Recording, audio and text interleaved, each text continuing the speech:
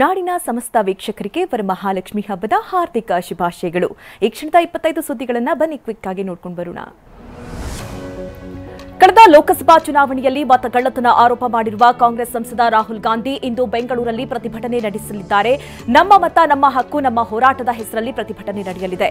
ನಮ್ಮ ಮತ ನಮ್ಮ ಹಕ್ಕು ನಮ್ಮ ಹೋರಾಟದ ಹೆಸರಲ್ಲಿ ಪ್ರತಿಭಟನೆ ಕೈಗೊಳ್ಳಲಾಗ್ತಾ ಇದೆ. ಮತಗಳ್ಳತನ ಆರೋಪ ಮಾಡಿರುವ ರಾಹುಲ್ ಗಾಂಧಿ ಕಾಲ್ನಡಿಗೆಯಲ್ಲಿ ತೆರಳಿ ಮುಖ್ಯ ಚುನಾವಣಾ ಅಧಿಕಾರಿಗೆ ದೂರು ನೀಡಲಿದ್ದಾರೆ. ಎಐಸಿಸಿ ಅಧ್ಯಕ್ಷ ಮಲ್ಲಿಕಾರ್ಜುನ್ ಖರ್ಗೆ, ಸಿಎಂ ಸಿದ್ದರಾಮಯ್ಯ, ಡಿಸಿಎಂ ಡಿಕೆ ಶಿವಕುಮಾರ್, ಉಸ್ತುವಾರಿ ಸುರ್ಜೇವಾಲಾ ಸೇರಿದಂತೆ ಹಲವರು ಕಾಲ್ನಡಿಗೆಯಲ್ಲಿ ಪಾಲ್ಗೊಳ್ಳಲಿದ್ದಾರೆ. ಕಾಂಗ್ರೆಸ್ ಸಂಸದ ರಾಹುಲ್ ಗಾಂಧಿ ಪ್ರತಿಭಟನೆ ಹಿನ್ನೆಲೆಯಲ್ಲಿ ಬೆಂಗಳೂರಿನಲ್ಲಿ ಫ್ರೀಡಂ ಪಾರ್ಕ್ ಸುತ್ತಮುತ್ತ ಸಂಚಾರ ದಟ್ಟಣೆ ಉಂಟಾಗಲಿದೆ. ಹೀಗಾಗಿ ಫ್ರೀಡಂ ಪಾರ್ಕ್ ಸುತ್ತಮುತ್ತ ರಸ್ತೆಗಳಲ್ಲಿ ಬೆಳಿಗ್ಗೆ 10 ಗಂಟೆಯಿಂದ ಸಂಜೆ 5 ಗಂಟೆಯವರೆಗೆ ವಾಹನ ಸಂಚಾರ ಬಂದ್ ಮಾಡಲಾಗಿದೆ. ಆನಂದರಾವ್ ಸರ್ಕಲ್ನಿಂದ ಕೆಆರ್ ಸರ್ಕಲ್ವರೆಗೆ ಸಂಚಾರ ನಿರ್ಬಂಧ ಹೇರಲಾಗಿದೆ. ಮತಗಳವು ಖಂಡಿಸಿ ಚುನಾವಣಾ ಆಯೋಗ ವಿರುದ್ಧ ರಾಹುಲ್ ಗಾಂಧಿ ಪ್ರತಿಭಟನೆ ವಿರುದ್ಧ ಕೇಂದ್ರ ಸಚಿವ ಎಚ್ ಡಿ ಕುಮಾರಸ್ವಾಮಿ ಕಿಡಿಕಾರಿದ್ದಾರೆ. ಎಕ್ಸ್ ಖಾತೆಯಲ್ಲಿ ಪೋಸ್ಟ್ ಮಾಡಿರುವ ಅವರು ಚುನಾವಣೆ ಆಯೋಗದ ಮೇಲೆ ಸುಳ್ಳಿನ ಸುರಿಮಳೆ, ಜನತಂತ್ರಕ್ಕೆ ನೇಣು ಬಿಗಿಯುವ ಧೂರ್ತ ಹುನ್ನಾರ ಅಂತ ಟೀಕಿಸಿದ್ದಾರೆ.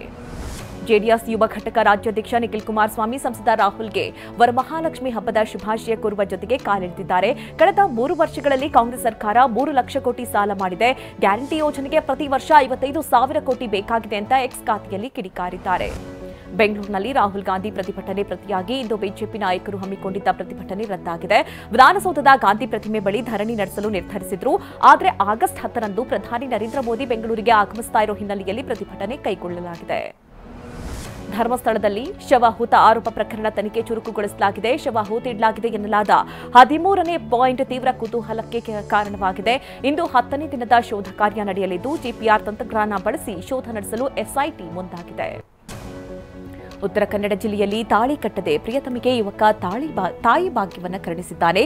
ಪ್ರಿಯತಮೆಗೆ ಗರ್ಭಪಾತ ಮಾಡಿಸಿ ಬೇರೊಬ್ಬಳಿಗೆ ತಾಳಿ ಕಟ್ಟಿದ್ದಾನೆ. ಮದುವೆಯಾಗುವುದಾಗಿ ವಂಚಿಸಿದ ಗಣೇಶ್ ಕೃಷ್ಣ ವಿರುದ್ಧ ಭಟ್ಕಳ ಗ್ರಾಮೀಣ ಠಾಣೆಯಲ್ಲಿ ಕೇಸ್ ದಾಖಲಾಗಿದೆ. ಬೆಂಗಳೂರು ದಕ್ಷಿಣ ಜಿಲ್ಲೆಯ ಮಾಗಡಿಯಲ್ಲಿ 2 ಮನೆಗಳ್ಳರನ್ನ ಬಂಧಿಸಲಾಗಿದೆ. ಆಗಸ್ಟ್ 3ರಂದು ಆರೋಪಿಗಳು ಮನೆಯೊಂದರಲ್ಲಿ ಕಳವು ಮಾಡಿ ಪರಾರಿಯಾಗಿದ್ದರು. ಬಂಧಿತರಿಂದ 18 ಲಕ್ಷ ಮೌಲ್ಯದ ಚಿನ್ನಾಭರಣ, ನಗದು ವಶಕ್ಕೆ ಪಡೆಯಲಾಗಿದೆ. ನಾಡಿನೆಲ್ಲೆಡೆ ವರಮಹಾಲಕ್ಷ್ಮಿ ಹಬ್ಬದ ಸಂಭ್ರಮ ಮನೆ ಮಾಡಿದೆ. ಬೆಂಗಳೂರಿನ ಕೆಆರ್ ಮಾರುಕಟ್ಟೆಯಲ್ಲಿ ಖರೀದಿ ಭರಾಟೆ ಜೋರಾಗಿದೆ. ಜನರು ಹಣ್ಣು, ಹೂ ಖರೀದಿಯಲ್ಲಿ ತೊಡಗಿದ್ದಾರೆ. ಹಬ್ಬದ ಕಾರಣ ಹೂವು, ಹಣ್ಣುಗಳ ಬೆಲೆ ಡಬಲ್ ಆಗಿದೆ. ಆದರೂ ಗ್ರಾಹಕರು ಖರೀದಿಯಲ್ಲಿ ಬ್ಯುಸಿಯಾಗಿದ್ದಾರೆ. ತುಮಕೂರಿನ ಗೊರವನಹಳ್ಳಿ ಮಹಾಲಕ್ಷ್ಮಿ ದೇವಾಲಯದಲ್ಲಿ ಹಬ್ಬ ಕಳೆಗಟ್ಟಿದೆ. ದೇವಿಯನ್ನ ವಿವಿಧ ಹೂಗಳಿಂದ ಅಲಂಕಾರ ಮಾಡಲಾಗಿದೆ. ಬೆಳಗ್ಗೆ 6 ಗಂಟೆಯಿಂದಲೇ ತಾಯಿ ಮಹಾಲಕ್ಷ್ಮಿ ದೇವಿಗೆ ವಿಶೇಷ ಪೂಜೆಯನ್ನ ಸಲ್ಲಿಸಲಾಗ್ತಾ ಇದೆ. ಸರತಿ ಸಾಲಿನಲ್ಲಿ ನಿಂತ ಭಕ್ತರು ದೇವಿ ದರ್ಶನ ಪಡೆದಿದ್ದಾರೆ. ಮೈಸೂರಿನಲ್ಲಿ ವರಮಹಾಲಕ್ಷ್ಮಿ ಹಬ್ಬದ ಸಂಭ್ರಮ ಜೋರಾಗಿದೆ. ಹಂಸ ಬಡಾವಣೆಯ ಮನೆಯೊಂದರಲ್ಲಿ ವರಮಹಾಲಕ್ಷ್ಮಿಯನ್ನ ವಿಶೇಷ ಅಲಂಕಾರ ಮಾಡಲಾಗಿದೆ. ಗಜಲಕ್ಷ್ಮಿ ಅಲಂಕಾರದಲ್ಲಿರುವ ಲಕ್ಷ್ಮಿಯನ್ನ ವಿವಿಧ ಪುಷ್ಪಗಳಿಂದ ಸಿಂಗರಿಸಲಾಗಿದೆ. ಚಕ್ಕಲಿ, ಕೋಡಬೇಳೆ, ನಿಪ್ಪಟ್ಟು, ಹಣ್ಣುಗಳ ನೈವೇದ್ಯ ಮಾಡಲಾಗಿದೆ. ರಾಯಚೂರಲ್ಲಿ ಭಿಕ್ಷುಕಿಯೊಬ್ಬರು ದೇವಸ್ಥಾನ ಜೀರ್ಣೋದ್ಧಾರಕ್ಕಾಗಿ 1 ಲಕ್ಷಕ್ಕಿಂತ ಹೆಚ್ಚು ಹಣ ದಾನ ಮಾಡಿದ್ದಾರೆ. ಬೆಚ್ಚನಗೇರ ಗ್ರಾಮದ ಭಿಕ್ಷುಕಿ ರಂಗಮ್ಮ 1,80,000 ರೂಪಾಯಿಯನ್ನ ಆಂಜನೇಯ ದೇವಸ್ಥಾನ ಜೀರ್ಣೋದ್ಧಾರಕ್ಕಾಗಿ ದಾನ ನೀಡಿದ್ದಾರೆ. ಕಳೆದ 6 ವರ್ಷಗಳಿಂದ ಭಿಕ್ಷಾಟನೆ ಮಾಡಿ ಹಣವನ್ನ ಕೂಡಿಟ್ಟಿದ್ದಾರೆ.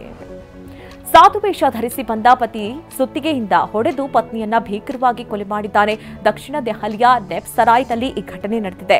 55 ವರ್ಷದ ಪ್ರಮೋದ್ 10 ವರ್ಷಗಳ ಹಿಂದೆ ತನ್ನ ಪತ್ನಿ ಕಿರಣ್ ಜಾಣ್‌ನನ್ನ ಕೊಂದಿದ್ದಾನೆ.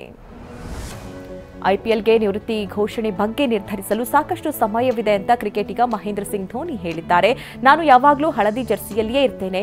ನಾನು ಆಡ್ತಾ ಇರಲಿ ಅಥವಾ ಇಲ್ಲದೇ ಇರಲಿ, ಮುಂದಿನ 15-20 ವರ್ಷಗಳವರೆಗೆ ನಾನು ಮತ್ತು ಸಿಎಸ್ಕೆ ಒಟ್ಟಿಗೆ ಇರ್ತೇವೆ ಎಂದಿದ್ದಾರೆ.